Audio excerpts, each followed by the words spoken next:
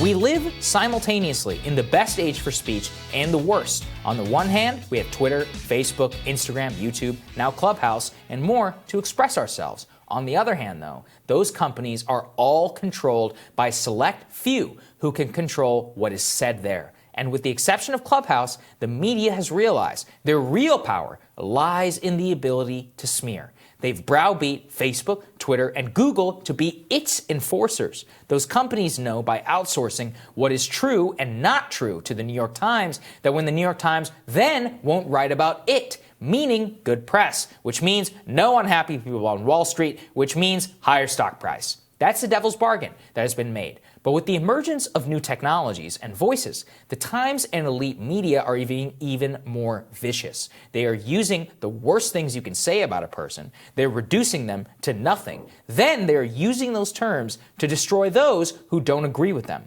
That's why they went after Scott. He's literally an Elizabeth Warren supporter who is actually really liberal, but he doesn't fit neatly into a box. Some people read his blog who the Times don't like. Mostly Silicon Valley billionaires who refuse to bend the knee to the Times. Ergo, Scott, by proxy, must be destroyed. The same thing is going on at Clubhouse, the new live audio social network where I've been spending some time. That more good and unregulated conversation on the app is flourishing. The more the attack pieces are now being deployed. Because Vice, the New York Times' Taylor Lorenz, and others, they know this is their bread and butter. This is their power. If they lose the ability to determine what is okay to say and what is not, then they are irrelevant. So therefore, anyone new to the scene or who pulls the veil back on people's eyes as to what exactly they're up to is immediately targeted by the machine.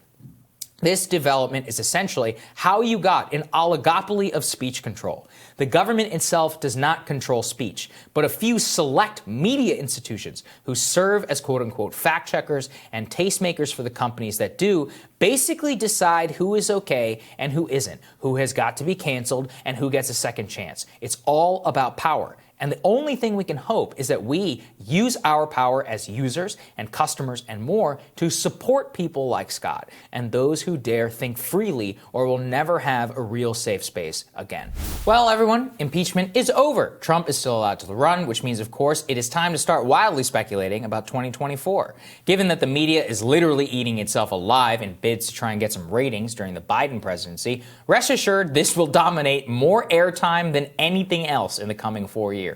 And just like clockwork, things are already off to a real start, with Politico yesterday releasing its first poll. Apparently it shocked them. Personally, didn't shock me at all. Trump sits atop the field with 53% of Republican respondents saying they would support him first. After that, Mike Pence at 12%, Trump Jr. at 6%, Nikki Haley at 6%, even Mitt Romney coming in there. But of course, the overwhelming takeaway is this. Trump is the single most popular figure in the Republican Party by a mile. So much so that even his own son polls at third, despite never having done literally anything. In fact, amusingly enough, the impeachment gamble appears to have actually solidified Trump's standing within the Republican Party. As this morning Consult poll distinctly shows, 54% of Republicans supported Trump 2024 in November after he lost the election. And that number dipped by 12 points after January 6th, showing a clear abandonment. But right now, right after impeachment, it's right back to where it was. The exact same figure, 54%. So what does that tell us? First and foremost is this. The Republican Party is the party of Trump. It is his to do whatever he wants with. This is good or bad, depending on how you look at it. Because Trump's greatest folly in his 4 years in office was making literally everything about him and not really about anything else. If you were the biggest China dove who wanted to bomb Iraq, but you stood with him on Stop the Steal, he didn't really care about the former and cared much more about the latter. This is a problem, of course, for two reasons. First and foremost, when the entire brand is about one person, then that person better be pretty popular. And that's an issue, because while Trump is singularly popular amongst Republicans, he is only actually popular about 40% of the country. Those 40% may love him a lot, but after January 6th, a lot of the country hates him too. Nearly 60%, in fact, wanted to see him convicted, which means there was a marginal crossover of the Mitt Romney, Liz Cheney type Republicans, which are about 15 to 20% of the GOP coalition. But second is this. Let's say Trump doesn't run. It's not like he's going anywhere. He's already inserted himself by backing Marjorie Taylor Greene in her fight against Kevin McCarthy, and he made sure that his loyalist Kelly Ward was reelected Arizona State Party GOP, despite the fact that she presided over the first GOP loss of that state in decades. Today he's going after Mitch McConnell. He's not going anywhere. He's going to use personal loyalty to him as a barometer for whether he backs you or endorses you. Well, I'm going to start with an apology. I'm sorry I have to keep covering this story. I'm sure some of you are even sick of hearing me talk about it, but as the media flails in the post-Trump age and new technology emerges that makes it possible to circumvent traditional power centers, we are going to see a vicious war between establishment powers and the last remaining areas of the internet, which are amenable to free thinking and free expression.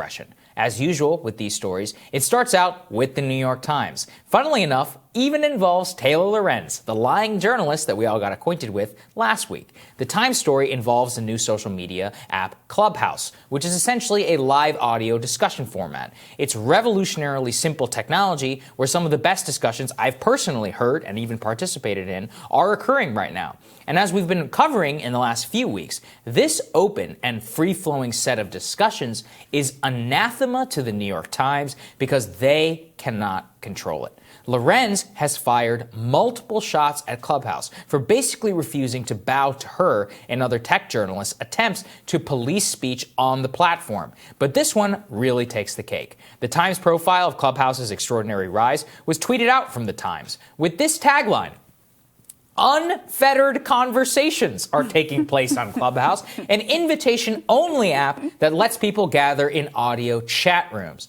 Oh my! Unfettered. That sounds terrible. That line really does give away the entire game, though, doesn't it? The Times is so up its own ass, it doesn't realize that it just gave away its central function in modern times, which is making sure all speech online is fettered. That's exactly what this entire episode is about, attacking and framing Clubhouse as a dangerous hub of misinformation, which could be dangerous, meaning, well, of course, that people need to be protected and fact-check. Oh, who does the fact-checking? That's right, the New York Times offering itself up for service. Do you see how much of a scam this all is? It's blatant guild protectionism by the Times and its reporters who have a vested interest in making sure that they can use their brand to influence different businesses into doing what they want and is good for their bottom line. There's really no other way to look at what is going on here, and it's profoundly dangerous because the problem is it might work. Think about this. If you're an app like Clubhouse, you're out there trying to raise money and gin up excitement for your product. You have one of the most influential and thriving newspapers in the country telling some well-meaning people and subscribers there is rampant misinformation on your platform. Many people trust the New York Times, millions, and they have no reason to even doubt it.